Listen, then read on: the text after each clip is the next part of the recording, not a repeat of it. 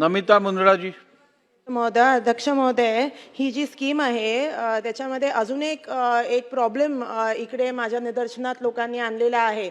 तो आहे की जसं माननीय मंत्री महोदयांनी आता जी सांगितली, जी शेड्यूल आहे, जे फॉर्म करायला लागतं, ह्याच्यामध्ये एक ॲडिशनल स्टेप असा आहे की संबंधित नगरपालिका नाही तर ग्रामपंचायत इकडे जाऊन तुम्हाला एक लेटर घ्यायला लागतं की 90 दिवस आम्ही इकडे काम करत आहोत ह्याच्यामध्ये, मग आपल्याला ह्याचा फायदा मिळतो. तर हे जे लेटर आहे ह्याच्यामध्ये मागच्या आय थिंक 1 वर्षापासून ग्रामपंचायत देत नाहीये, कारण खूप सारे फ्रॉडचे प्रकरणं झाली. काय काय लोक येतात, म्हणतात आम्ही इकडे काम करतो, पण ते कामगार नसतात. तरी पण ह्या जसं माननीय ह्यांनी जी लक्षवेधी मांडली आहे, तर ह्याच्यासाठी जर आपल्याला कुठलं वे ऑफ कन्फर्मेशन करता आलं आणि हे जे खरंच गरजू कामगार आहेत त्यांना जर आपल्याला बरोबर पद्धतीने ते प्रमाणपत्र देऊन त्यांना ह्या लाभचा फायदा करता येईल, असं काहीतरी मंत्री महोदय ह्याच्यासाठी करणार आहात का?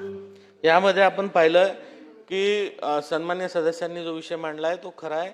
आपण याच्यापूर्वी जे ग्रामीण भागातील कामगार आहेत त्यांना ग्रामसेवकाचं सर्टिफिकेट, ज्या ठेकेदाराच्या अंतर्गत ते काम करतात त्या ठेकेदाराचं 90 दिवस काम केल्याचं सर्टिफिकेट हे आपण घेत होतो. शहरी भागामध्ये नगरपालिकेचं आपण सर्टिफिकेट घेत होतो. पण यामध्ये मोठ्या प्रमाणात ग्रामसेवकांचं आंदोलन झालं.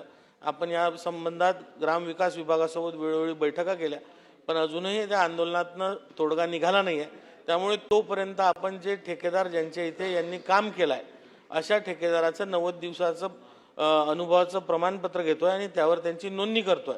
आणि जो 1 रुपया त्याला शुल्क लागत होतो ती शुल्क सुद्धा आपण आता माफ केलाय आणि विनामूल्य याचा लाभ आता कामगारांना मिळणार आहे. 90 दिवसाचा अनुभव प्रमाणपत्र दिलं तरी यामध्ये चालणार आहे.